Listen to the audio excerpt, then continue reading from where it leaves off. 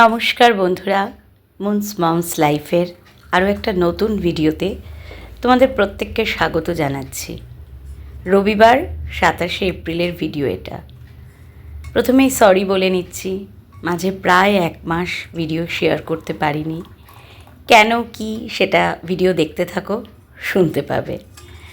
তো সকালবেলা রবিবার যেহেতু হাজব্যান্ডও একটু দেরি করে উঠেছে, দেরি বলতে ওই 8:45 8 বাজে 10 এরকম। ততক্ষণে আমার চা খাওয়া হয়ে গেছে, কারণ আমার না সকালে উঠেই মাথাটা একটু টিপটিপ করছিল, তাই চাটা খেয়ে নিয়েছি।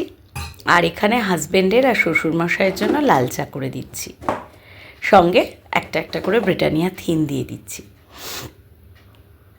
আজকে জানো তো, ভোরবেলা একটা স্বপ্ন দেখেছিলাম। স্বপ্ন দেখেই ঘুমটা ভেঙেছে বলতে পারো। স্বপ্নে আমার ছোটোবেলার খুব প্রিয় এক বন্ধুকে দেখলাম তার সঙ্গে না ফোনে অনেকক্ষণ কথা বলছি। অনেকক্ষণ কি না বলতে পারবো না, স্বপ্ন তো, মানে তার সঙ্গে ফোনে কথা বলছি। বলতে বলতে আমার যেন মনে হলো শেষের দিকে সে আস্তে ফোনটা রেখে দিল। আমি তারপরে অনেকবার ফোন করতে চাইছি, কিন্তু ফোনটা নট রিচেবল। আর যাকে স্বপ্নে দেখেছি সে ছোটোবেলা থেকে বেশ অনেক দিন অবধি, মানে বলতে পারো ক্লাস 10 অবধি আমার খুব প্রিয় বন্ধু ছিল। আসলে আমাদের জীবনটা এরকমই হয়, মানে একটা সময়, বিশেষত আমরা এখন যে বয়সের মাঝামাঝি এসে দাঁড়িয়েছি, বন্ধুর সংখ্যা খুব কম। আর আমি জানো তো, বন্ধু করতেও চেয়েছি বহুবার, বহু সময়, কিন্তু বারে বারে নানান কারণে নানানভাবে ঠকে গেছি। সে গল্প না হয় আর একদিন করব। তো এখানে দেখো, ঠাকুরের অনেক জামা কাপড় জমে গেছিলো। সেই ঠাকুরের জামা, পাতন বস্ত্র, মানে গোপালের জামা, এই যে আমার ছোটো ছোটো বাল গোপালের জামা, পাতন বস্ত্র, দেখো এই ছোটো ছোটো পাতন বস্ত্রগুলো কি সুন্দর না দেখতে।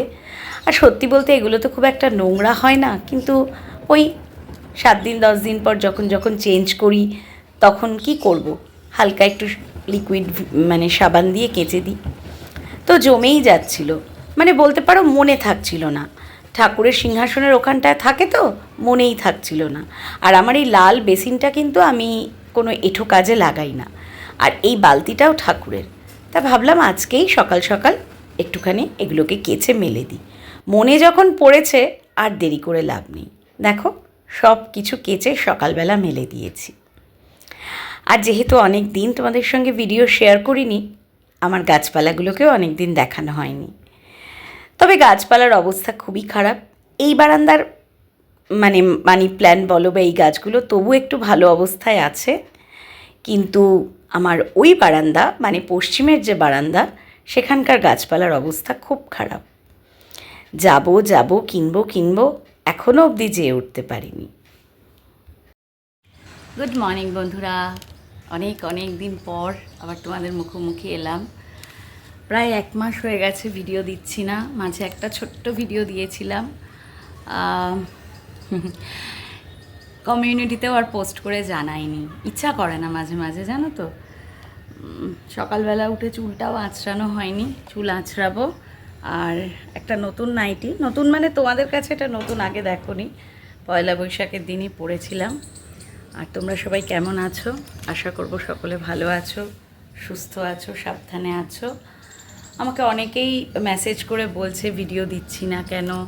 তারপরে ফোন করেছে 2-1 যারা খুব পরিচিত, যে কেন ভিডিও দিচ্ছি না। তো আবার শুরু করছি। মাঝে মাঝে না এনার্জি হারিয়ে ফেলি। আর একই কথা কমিউনিটি পোস্টে কি লিখবো, যে কোনো তো অজুহাত নেই যে কোনো কারণে দিচ্ছি না, কোনো অজুহাত নেই। মানে হয় না মাঝে মাঝে ভালো লাগে না, এটা এটা এটা আমার একটা আছে ভেতরে। অনেক দিন একই জিনিস চলতে চলতে একটুখানি কীরকম যেন ক্লান্ত লাগে, ভালো লাগে না। তো তখন বন্ধ রাখি। জানি তার জন্য আমার ভিউজ ডাউন হয়, আমার রিচ কমে যায়, সাবস্ক্রাইবার তো ওঠে আবার নামে। তো ওগুলো আমি খুব একটা গায়ে মাখি না, কারণ নিজের মন যখন চায় আমি তখন সেটাই করি। হ্যাঁ, অবশ্যই যারা আমার বন্ধুরা আছো তাদের প্রতি আমার দায়িত্ব আছে। তো সেই দায়িত্বর জায়গা থেকেই বলছি সরি, আমার হয়তো বলা উচিত ছিল যে আমি কিছুদিন বিরতি নিচ্ছি, কিছুদিন পরে ফিরবো। তবে হ্যাঁ, নেক্সট টাইম এরকম যদি আবার চেষ্টা করি যাতে এরকম না হয়, যাতে কন্টিনিউ করি, যাতে নিজের এনার্জিটা বজায় রাখি। এবার কী হয় জানো তো, একা সবটা করি তো এক এক সময় ক্লান্ত লাগে, ভালো লাগে না, ভাবি এডিট করব, করা হয় না, 2 দিন 4 দিন যায়। তারপর অনেক সময় হয় একটা ভিডিও খুব ভালোভাবে দিলাম, সেই অনুযায়ী ভিউজ হয় না, তারপরে এরকম নানান রকম কারণে তখন না ডিমোটিভেটেড লাগে, ভালো লাগে না, দূর থাক 2 দিন করবো না। এবার এই ব্যাপারটা এমনই, তুমি যেই 2 দিন করবে না, 3 দিন করবে না, 4 দিন করবে না, 5 দিনের জন্য থাক কাল করবো, থাক পরশু করবো, ওই মানে ফোনটা হাতে নিয়ে আর মানে ভিডিওটা তখন করার এনার্জিটা কাজ করে না, এই করতে করতেই ডিলে হয়ে যায়। তো বেটার লেট দ্যান নেভার, ওই জন্য আজকে সকাল থেকে শুরু করলাম। পরশু দিনও স্টার্ট করেছিলাম, কিন্তু দুটো একটা শট নেওয়ার পর না একটা মানে কারণে আর করতে পারিনি। সব কারণ তো আর ভিডিওতে ক্লোজ করা যায় না, করিনি, নালে করবো ভেবেছিলাম। তো আজকে ভাবলাম না, আজকে শুরু করি, দেখা যাক। তো চলো সারাদিন কি করি দেখতে থাকো। সকালের রান্নাঘরের অবস্থাটা দেখিয়ে দিই। এখন 9:30 মতন বেজে গেছে। ভাত উবুর দিয়ে দিয়েছি, একটুখানি অল্প করে ম্যাগি করব, বয়েল করতে দেবো, বসিয়েই দিই ইন্ডাকশানে।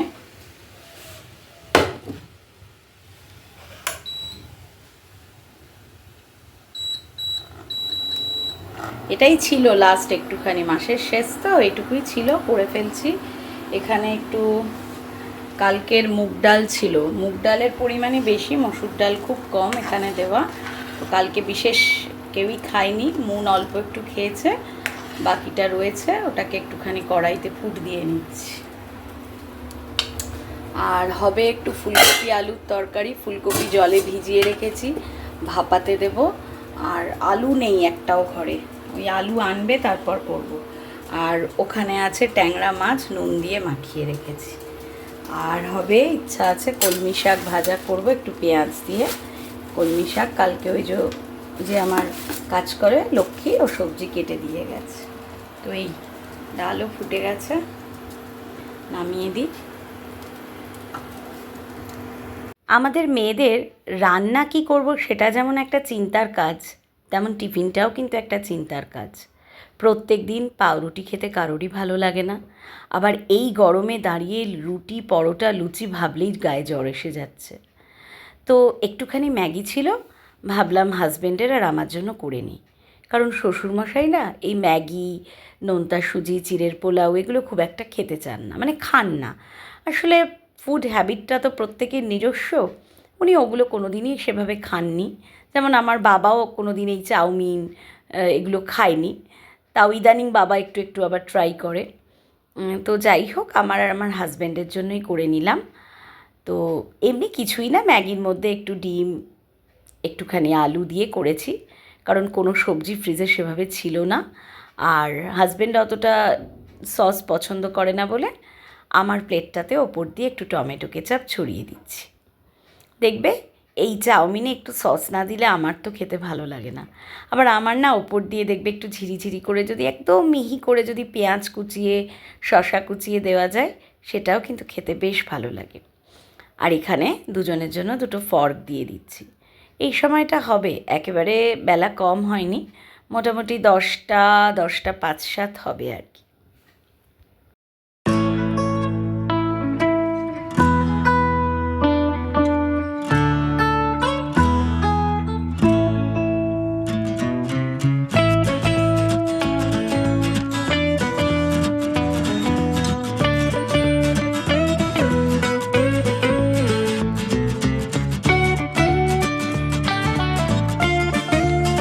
যে কোনো আঁশবিহীন মাছ, সে ট্যাংরা বলো পাবদা বলো, এত ফোটে, সে গায়ে তেল মাখিয়ে বলো, যেভাবেই বলো ফোটে। আমি তো আজকাল কি করি বলো তো, ভাজার সময় পুরো গ্যাস কমিয়ে দিয়ে মাছটা দিয়েই ঢেকে দিই, আবার ওল্টানোর সময়ও পুরো গ্যাস বন্ধ করে দিই, গ্যাস বন্ধ করে ওল্টাই।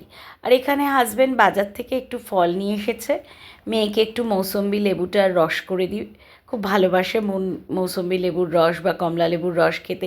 কেটে দিলে খুব একটা খেতে চায় না, আমি বলি কেটে খা। এই যে বেদানাও এনেছে, যদিও বেদানাও খুব একটা পছন্দ করে না খেতে, কিন্তু আমি বলি খাবি।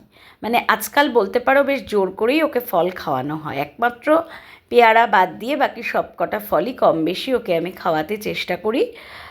স্কুলেও যেমন একটু কলা দিয়ে দিই, আগে আপেল খেত না, আজকাল আমি বলেছি কোন ফলের কি গুণ বা খেলে কি উপকার। আসলে একটু বড় হয়েছে তো, এখন 8-এ উঠেছে তো মোটামুটি বোঝালে বোঝে। আপেলের খোসা ছাড়িয়ে পিস পিস করে না স্কুলে দেওয়ার সময়ও 1-2 মিনিট একটু নুন জলে ভিজিয়ে রেখে আবার ভালো জলে ধুয়ে যদি দিয়ে দিই, একটুও দাগ হয় না। হয়তো তোমরা অনেকেই এইগুলো ছোটো ছোটো টিপস জানো। আর এখানে একটু ট্যাংরা মাছটা ভেজে নিয়েছি, আলুও ভেজে নিয়েছি। আর ট্যাংরা মাছটা একটুখানি পেঁয়াজ, একটু 2-3 কোয়া রসুন, টমেটো, কাঁচা লঙ্কা, আদা, এটা পেস্ট করে নিয়ে, মশলাটা পেস্ট করে নিয়ে মাছটা করেছি। সবসময় একঘেয়েভাবে খেতেও ভালো লাগে না, এদিকে একই জিনিস কীভাবে করব, তাই জন্য এইভাবে একটু করা। তো যাই হোক, এই যে মাছের মশলাটা কষে নিচ্ছি। আর এদিকে না গরমে রান্নাঘরে কাজ করতে করতে গলা শুকিয়ে যাচ্ছে, তো ভাবলাম একটু দইয়ের ঘোল করি। আজকাল না আমি দইয়ের ঘোলটা এভাবে করি, তোমরা কেউ যদি খেয়ে থাকো আমাকে কমেন্টে জানিও, আর যদি না খেয়ে থাকো অবশ্যই একবার খাওয়ার জন্য আমি মানে অনুরোধ করছি। দই দেবে, ছাতু দেবে পরিমাণ মতন। ছাতুটা আমার একদমই ফুরিয়ে গেছে বলে আমি যেটুকু ছিল দিয়ে দিয়েছি। আর সঙ্গে ফ্রিজের যদি ঠান্ডা দুধ থাকে, সে কাঁচা হোক জাল দেওয়া হোক, একটু দিয়ে দেবে।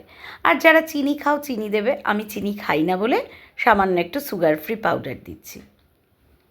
মানে ছাতু, দই, চিনি হলে চিনি, সুগার ফ্রি পাউডার হলে সুগার ফ্রি পাউডার, আর একটু দুধ। এই যে দেখো আমি একটু দুধও দিয়ে দিলাম, অল্প দুধ ছিল, অল্পই দিয়েছি, বেশি লাগে না। এবার তোমার যদি মানে ডিপেন্ড করছে তুমি কজনের জন্য বানাচ্ছ। আমি যেহেতু আমার আর আমার হাজব্যান্ডের জন্য বানিয়েছি, সেজন্য আমি সবটাই অল্প পরিমাণে নিয়েছি। তোমরা পরিমাণটা নিজেরা বুঝে নেবে। তারপর আর কিছুই না, মিক্সিতে একটু ব্লেন্ড করে দেবে। মাঝে মাঝে আবার আমি কী করি, ওপর দিয়ে একটু ভাজা জিরের গুঁড়ো থাকে ছড়িয়ে দিই, গ্লাসে ঢেলে, খুব রিফ্রেশিং লাগে।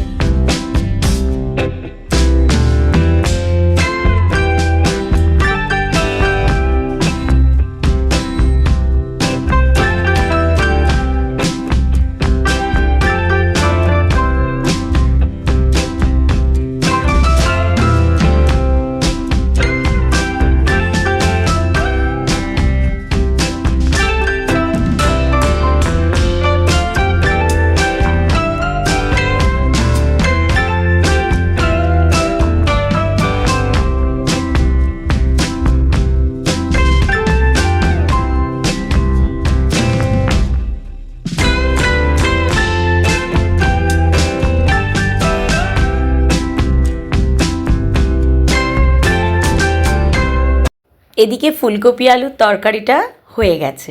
অসময়ের কপি কিন্তু খেতে কিন্তু খুব ভালো লেগেছে।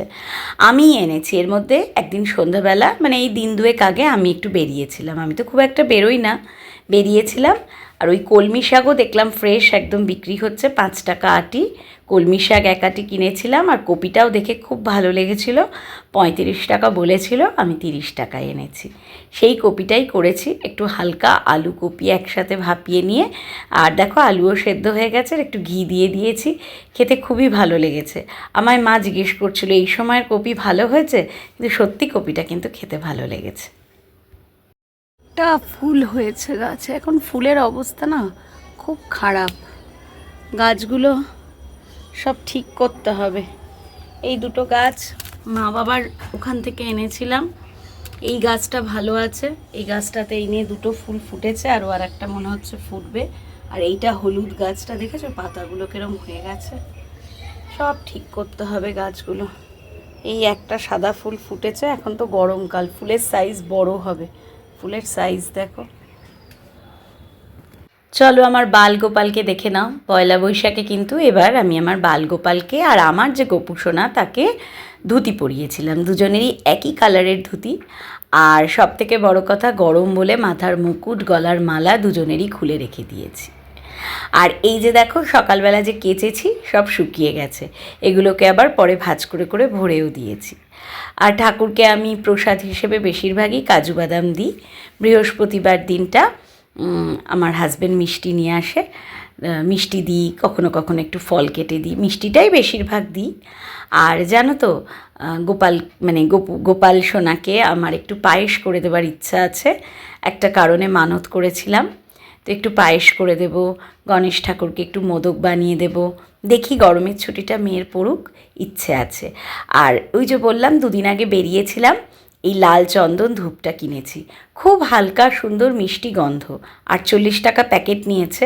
আমি না চন্দনের ফ্লেভারের গন্ধ ধূপে খুব পছন্দ করি, মানে খুব উগ্র গন্ধ আমার ধূপে একদম ভালো লাগে না, হালকা স্নিগ্ধ গন্ধ হবে, সারা ঘরে মনে হবে গন্ধটা ছড়িয়ে গেছে, খুবই ভালো লাগে। আর দেখো এই সময়টায় আমার হাজব্যান্ডের জন্য খাবার বেড়ে দিচ্ছি। শ্বশুরমশাই আগেই খেয়ে নিয়েছে, হাজব্যান্ড একটু দেরি করে আজকে স্নান করেছে ছুটির দিন গড়িমসি করতে করতে। শ্বশুরমশাই খেয়ে নিয়েছে, আর সত্যি বলতে আমারও যেহেতু গ্যাস অম্বলের প্রবলেম, আমিও খেয়ে নিয়েছি, আমি পারি না গো অতক্ষণ থাকতে, তো ও বলে তুমি খেয়ে নেবে। আর এখানে ওর জন্য খাবারটা বেড়ে দিচ্ছি। ও স্নান করে এসেছে, চুলটুল আঁচড়াচ্ছে, কলমি শাক ভাজা পেঁয়াজ রসুন ফোড়ন দিয়ে করেছি, আর এখানে ফুলকপি আলুর তরকারি দিয়ে দিচ্ছি, আর দিয়ে দেবো ট্যাংরা মাছ। আজকের ভিডিওটা বন্ধুরা এর থেকে আর বেশি বড় করলাম না, অনেক দিন বাদে ভিডিও করলাম তো এইটুকু ভিডিওই রাখছি। যদি ভালো লেগে থাকে একটা লাইক করো, কমেন্ট করো, আর যারা চ্যানেলে নতুন, যদি আমার ভিডিও ভালো লাগে প্লিজ সাবস্ক্রাইব করে আমার চ্যানেলটাকে ফলো করো। আর আমার যারা পুরনো বন্ধুরা তাদের কাছে আমার অনুরোধ রইল, যদি আমার ভিডিও তোমাদের ভালো লাগে তোমরা লাইক করার পাশাপাশি তোমাদের আত্মীয় পরিজন বন্ধু বান্ধবদের কাছে আমার ভিডিও শেয়ার করো। সকলে সুস্থ থেকো, ভালো থেকো, আশা করছি এখন থেকে আবার নিয়মিতভাবে ভিডিও দেব। আর অবশ্যই যদি কোনো দিন ভিডিও দিতে না পারি, আমি কিন্তু এবার থেকে ভাবছি কমিউনিটিতে পোস্ট দিয়ে দেব। সকলের সুস্থতা কামনা করে আজকের ভিডিও শেষ করলাম। টাটা।